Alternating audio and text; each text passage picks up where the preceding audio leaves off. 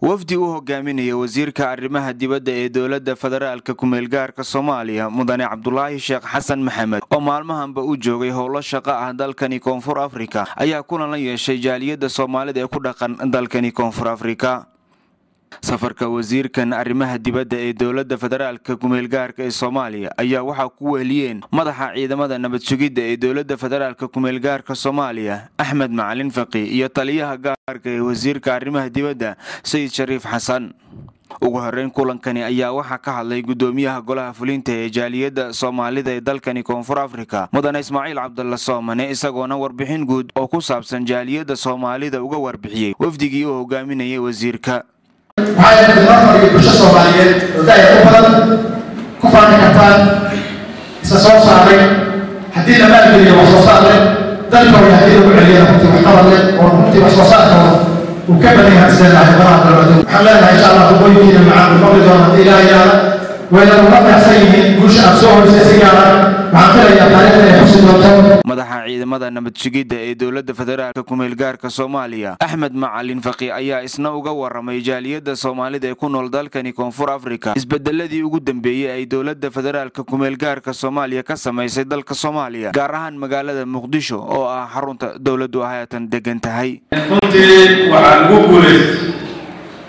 muraayadii waddanka markii labaad inay hal system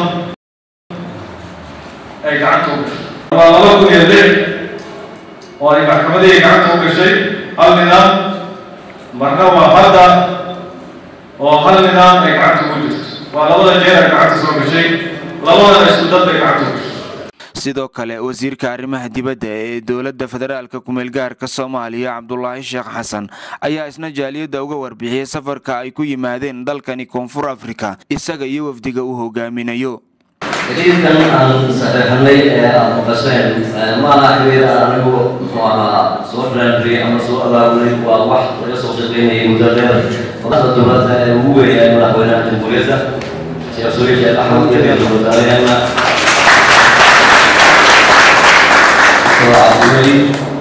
ay ka shaqeynayeen in muddaasii loo yaabana xiriir iyo sidoo kale madaxda jaaliyadda South Africa oo aad u horreeyay in la samaysto xiriirkaas diblomaasiga. intaasi kadib ayaa waxaa codbaahiyaha lagu soo dhaweeyay qaar ka mid ah waxgaradka aqoon-yahaniinta iyo ganacsatada jaaliyadda Soomaalida ee dalkani Koonfur Afrika waxaana hadaladoodii ka mid ahaa waxaan anagu soo dhaweynaynaa cid kasta oo aan wax ka daran karno oo يعني دولنimo wax soo kicin karta oo aan markaas wax ka bilaaban karin oo soo dhaweeyay aniga waxaan leeyahay joogta Soomaaliyeed ee South Africa aad iyo aad idin taageerayna safaaradda ee imaanaysa South Africa oo faahsan waxaan ku adeeyaa hadii ilaahay idmo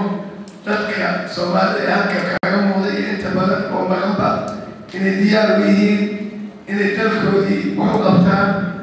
kulankan ayaa ku soo beegmaya xilli ay xukuumadda Koonfur Afrika ay ka dhawaajisay inay bilaabayso inay la sameeyso dowladda Soomaaliya xiriir diblomaasi iyadoona ay xukuumadda Koonfur Afrika sheegtay inay rumaysan tahay inay gacan ka geysan karto sidii loo xalin lahaa mashaakilaadka ka taagan dalka Soomaaliya.